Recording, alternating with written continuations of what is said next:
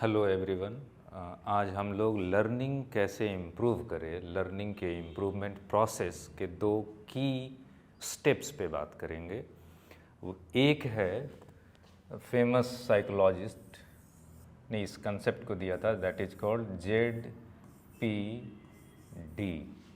Which is zone of proximal development.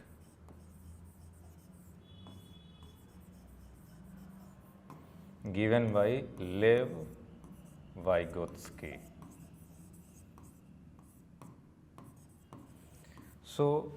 लेव Vygotsky एक famous developmental psychologist थे। उन्होंने ये कंसेप्ट दिया कि एक जो लर्नर है सेल्फ लर्निंग से इसको अटेन कर सकता है without any aid, any guidance, any mentoring, पर एक्चुअल पोटेंशियल उसका उससे ज़्यादा होता है। दिस इज द पोटेंशियल या ZPD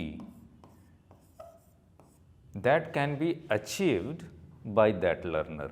ये एक्चुअल अटेनमेंट है, सेल्फ अटेनमेंट।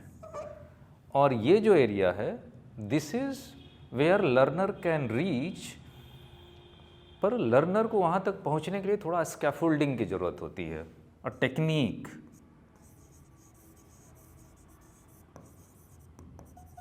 जिसके थ्रू उसकी लर्निंग कैपेबिलिटी को इन्हेंस किया जाता है। ही हैज़ पोटेंशियल, है ना, पोटेंशियल से बाहर नहीं जाना है, लेकिन अपने आप अटेन नहीं कर पा रहा। सो अ गुड टीचर, मेंटर इस स्कैफोल्डिंग के जरिए उसके पोटेंशियल को अचीव कराता है। तो ये हमें समझ में आना चाहिए। And that mentor can be anywhere, not necessarily कि कोई कोचिंग इंस्टीट्यूट ही हो। टीचर हो सकते हैं, गाइड हो सकते हैं, पेरेंट्स हो सकते हैं, anybody can be who can act like a mentor for that learner. And दूसरी चीज़ जो मैं फोकस करना चाहूँगा वो है कि लर्नर खुद कैसे अपने आप को इम्प्रूव करे।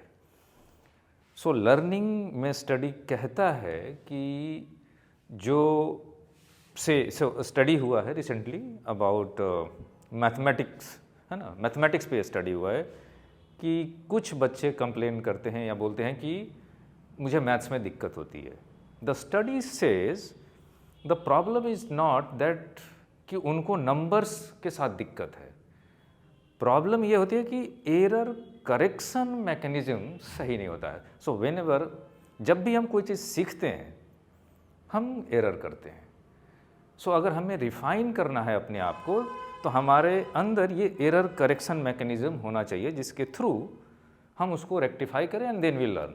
सो ये देखा गया है जिनको स्ट्रगल हो रहा है, ये एरर करेक्शन मैकेनिज्म पे वो वर्क नहीं कर रहे हैं, या उन्हें ध्यान नहीं जा रहा है, या कोई बताने वाला नहीं है। कुछ भी हो सकता है इसमें से, या they are born with learning disability, something like that.